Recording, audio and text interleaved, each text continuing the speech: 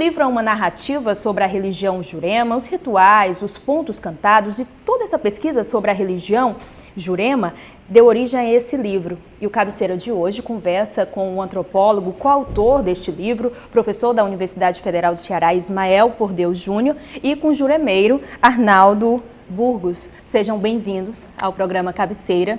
E o que é exatamente, eu queria que o senhor falasse um pouquinho, né, dessa religião Jurema. O que ela representa?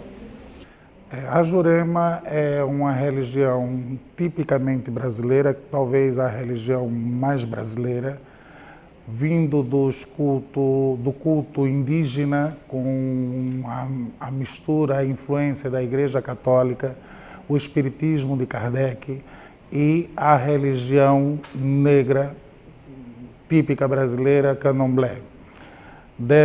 Da mistura dessas vertentes nasce o culto a Jurema, o culto à espiritualidade e à ancestralidade, que tem um enfoque especial aos caboclos, os grandes caboclos que se destacaram na história geral do nosso país, dos pretos velhos, a sapiência, a cultura do negro escravizado, e também com a influência dos orixás, das divindades de origem negra, com a mistura do feitiço europeu, da bruxaria europeia, também com toda a evangelização que traz o espiritismo de Kardec. Nesse livro, a gente percebe que tem um destaque pontos cantados, né, sobre os pontos cantados relacionado a diversas entidades. Então, eu queria que o senhor detalhasse um pouco, né, o que se representa os pontos cantados e o que representa os pontos cantados para as entidades.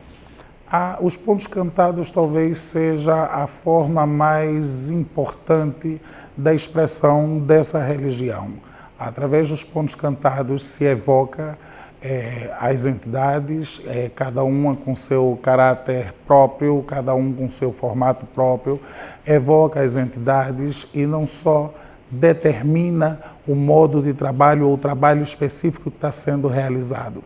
Daí nasceu a preocupação da formação desse livro, para que toda a nova geração que hoje vivencia essa religião, que foi pouco a pouco perdendo força, hoje, felizmente e graças a Deus, volta a renascer com toda a força, o entendimento da necessidade, da precisão dessas músicas no nosso culto.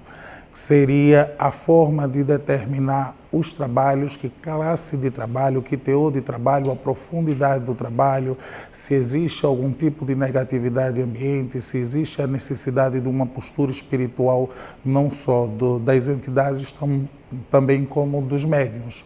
Ou seja, o ponto cantado determina todo o universo que decorre com relação ao culto. O título do livro traz a Jurema Sagrada no Nordeste brasileiro à Península Ibérica.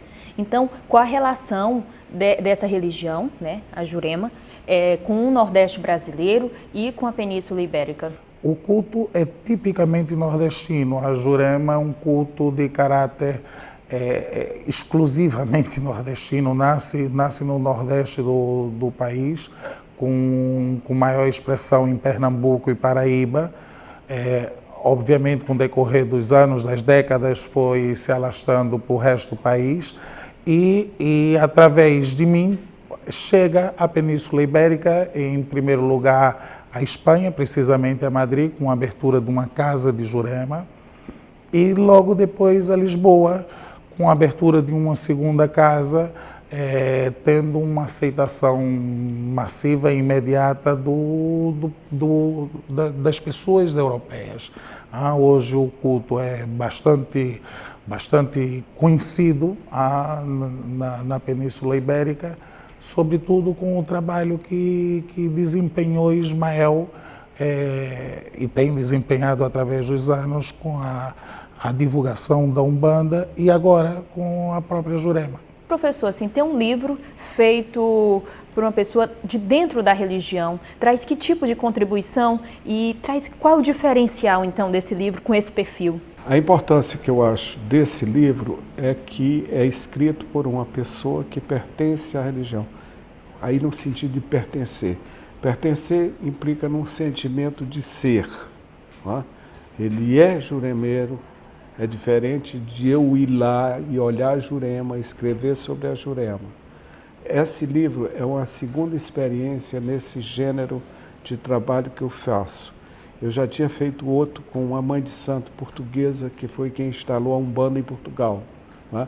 Essa casa portuguesa, com certeza, é exatamente um livro também nesse gênero. Só que esse livro dela eram umas documentações que ela tinha de cursos que dava no terreiro de Umbanda em Lisboa. E eu intervi no livro em juntar esse material e formar um manual de Umbanda. Esse livro aí, a minha intervenção foi mínima no sentido, porque quando o Arnaldo me deu a honra de convidar para participar desse livro, na organização, ele disse, como é que eu faço? Eu disse, escreva como se explicando para uma pessoa que quer conhecer a religião. Então ele está organizado para uma pessoa que queira conhecer a religião, do ponto de vista da Jurema, e não de uma pessoa estranha à Jurema, que seria eu, no caso. Certo? E traz uma grande contribuição dessa produção, que é uma produção interna, né, do que o Gramsci chamaria uma produção orgânica, né, de uma pessoa que pertence à própria religião, ou ao próprio movimento social, que era, na perspectiva gramsciana, ele falava dos sindicatos, da luta social, etc. Mas aí, então, traz a contribuição de uma preservação, eu não diria, muito mais de uma divulgação de uma vivência dele e que está levando publicamente essa vivência de uma forma mais ampla, de uma forma impressa. E lembro, é a primeira vez que sai um livro escrito por um juremeiro, né, sobre a Jurema, porque tem trabalhos sobre a Jurema, mas são trabalhos acadêmicos, não é um trabalho escrito pelo juremeiro. E quero lembrar que há uma grande produção no Brasil, desde a década de 30, de livros escritos por pessoas pertencentes a essas religiões chamadas afro-brasileiras, principalmente a Umbanda. A Umbanda foi uma religião que foi divulgada através do livro. E isso daí é uma religião oral, de tradição oral, de aprendizado oral, e que pela primeira vez está sendo posto na escrita, está tendo uma forma escrita, e passa de um patamar de oralidade para um patamar de escrita, percebe? Então é essa grande contribuição que traz esse livro, além de outros, claro, para quem pertence à religião, quem se interessa pela religião. Mas de um ponto de vista literário, de um ponto de vista de estudo da religião, de registro, é muito importante. Mas não preservar como preservar uma sardinha numa lata, não é preservação dessa ordem. É uma preservação em termos da própria dinâmica da cultura. E além do mais importante ainda, eu acho, quer dizer, essa transmissão dessa religião, com a religião de subalternos, para a religião perseguida pela polícia, etc., há 50 anos atrás, que hoje se internacionaliza e passa a ser uma religião, entre aspas, universal. E essa preocupação de preservar, a gente percebe até que nas fotos, né? Não há só a preocupação em mostrar uma narrativa fácil, né, de uma linguagem para o leigo, mas também de documentar através de fotos. Como foi esse processo de escolha, assim, quais critérios adotados para a escolha das fotos, das imagens, para ilustrarem o livro? O critério usado foi, sobretudo, diversificar cada um dos pontos da estrutura da formação do juremado, ou seja, a pessoa que coloca o primeiro pé dentro de uma casa de jurema, até a sua consagração como juremeiro. Seria a forma, como o Ismael comentou bem anteriormente, já que o livro estava sendo feito para que as pessoas conhecessem e reconhecessem a Jurema, tentar ver desde o prisma de um leigo, desde o primeiro ao último passo. No livro narramos cada passo que se dá, cada movimento que se tem que fazer para chegar desde o estágio mais inicial até o sacerdócio. E isso procuramos documentar também com as fotografias. O uso da maraca, a importância do uso da fumaça, do cachimbo, os assentamentos, ou seja, os amuletos sagrados da religião, o processo iniciático, tudo isso foi documentado. O batismo, exatamente, até a consagração. procurando também, e é importante salientar, que mantendo todo o tempo um caráter de máximo respeito com os critérios mais profundos da própria religião, ou seja, narrar de forma abrangente, mas que não fosse, que não ferisse os critérios mais íntimos da religiosidade. Quando a gente mostra essa transnacionalidade, né, a religião que nasce no Nordeste e vai até a península, da Península Ibérica, mostra assim até mesmo uma quebra de preconceito ou estigma, mostra assim que o fortalecimento Sem dúvida, porque fortalece, não resta a menor dúvida, fortalece. A informação é... Informação, claro que fortalece. E fortalece para cá, inclusive hoje se você abrir o YouTube, você vai encontrar no YouTube referências a essas práticas religiosas, coisa que você não via anteriormente. E falando do ponto de vista cultural, assim, qual a relação, qual o ponto forte, assim, que a gente pode falar, um ponto de interseção entre a cultura nordestina, já que é uma religião que nasceu aqui no Nordeste? Então, assim, que elementos o senhor, na pesquisa, pôde observar e que a gente poderia destacar que elementos fortes da cultura nordestina? As pessoas aceitarem, noutra cultura, aceitarem essas práticas que vêm de fora, não é? Porque não existe caboclo em Portugal, não existe índio em Portugal, não existe caboclo na Espanha, não existe índio na Espanha, não existe preto velho. Não é? Então, tudo isso, se eles aceitarem isso, significa uma transformação que se dá interiormente na pessoa, que passa a pertencer à religião, e, por outro lado, é uma divulgação da própria cultura brasileira na Europa, porque isso é um veículo de cultura. A religião é um veículo de cultura. E o senhor, como juremeiro, como é que o senhor pode encerrar a nossa entrevista falando o que representa, assim,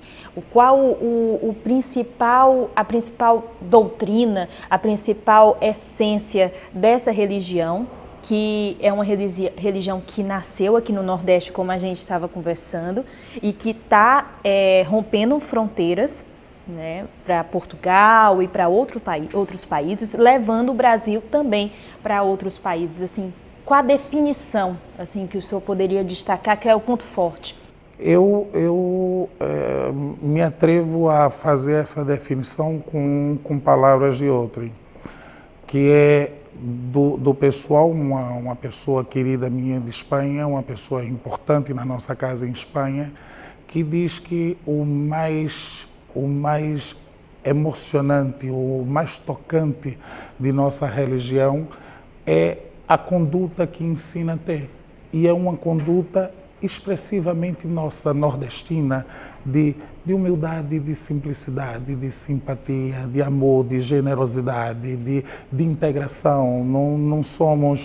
Não acredito que maioritariamente sejamos racistas, sexistas, homófobos.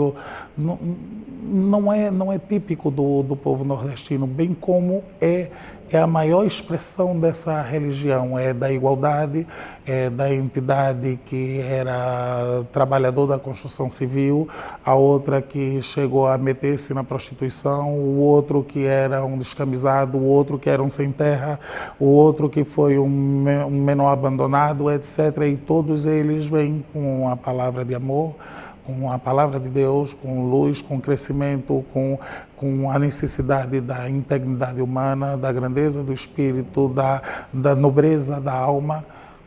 E quando a gente vê que o nordestino, de pé no chão, de peito sem camisa e de frente queimada pelo sol, também tem palavra de amor e de Deus com expressão, com força para levar a todos os países que hajam.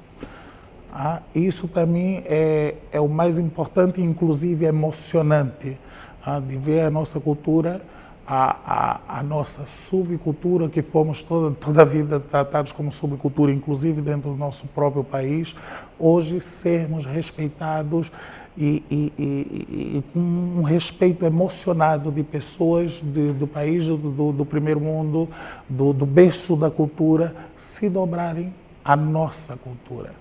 Isso é o mais emocionante. Obrigada pela entrevista, foi ótimo conversar com os senhores, viu? E o programa Cabeceira fica por aqui.